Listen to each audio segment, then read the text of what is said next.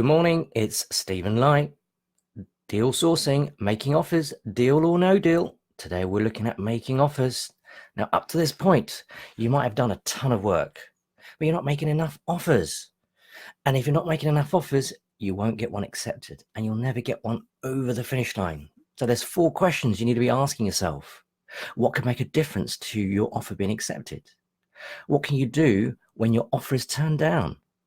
How do you measure your performance? And how you're going to make it easy for yourself? Okay, what can make a difference to your offer being accepted?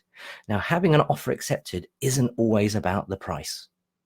If you've invested time building good rapport with your estate agent, ask them, what's it going to take to get it over the line?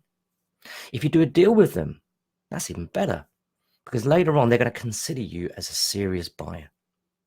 If you explain to them your strategy and what you're trying to achieve, they'll come to you first next time there's a suitable property that comes on the market.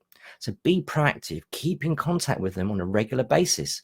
Don't assume they're going to come out and reach out to you. But be careful, there's a big but. Too many people make too many viewings without making enough offers or to buy. So you might then be considered a time waster. How can a CRM help? Well, CRM's all about developing and nurturing relationships. And you want to capture all these little details. What do I mean by that? Well, everybody loves their favorite brew, whether it's going to be your English breakfast tea, your Earl Grey, or that special coffee, the mocha choccacino. So next time you visit your estate agent, delight them with the mocha choccacino with the sprinkles on top. It's going to make their day, and they're going to help you, and they're going to help remember you. Question 2, what do you do when your offer is down? When your offer is turned down? First of all, don't worry. Secondly, be confident in your numbers. Let someone else overpay. When an offer is rejected, you need to track why. Just because your offer has been rejected, no isn't always a no until the property is sold or rented out. The fortune is in the follow-up. I'm not sure if you heard that phrase before. Keep track of those rejected deals. Follow up in 6 weeks' time. There's a good chance it might come back to the market, but too many people don't follow up and assume that is a done deal. How can a CRM help? Well, you should be tracking all your deals in your CRM, progressing them through the pipeline, so you can see at a glance what offers you've made and what you haven't.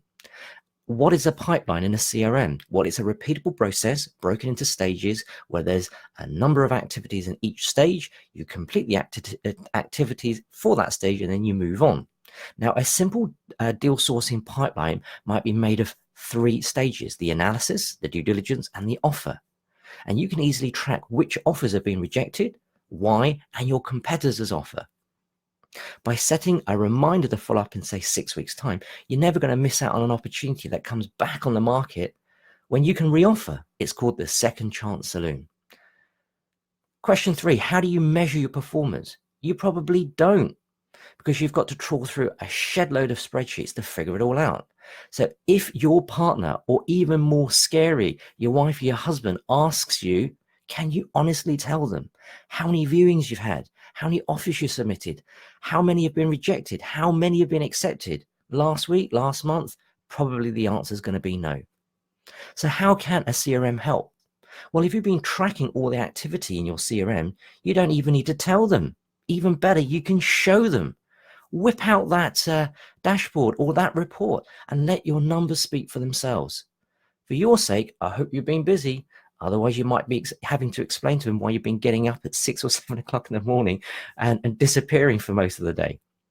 Question 4, how are you going to make it easy on yourself? Well, by putting the right systems in place, you're allowing your business to run and scale without you getting in the way. Deal sourcing, it's really time consuming, but it doesn't have to be. To make it easy on yourself, remember, up until this point, you've done a ton of work. But if you're not making enough offers and you don't get one accepted, then you're never going to get over the finish line. Now, in the next video, I'm going to look back on the last 4 days to summarize everything that I've been covering around deal sourcing and the tools and the systems that are going to make it a whole lot easier. I'm wishing you a super day.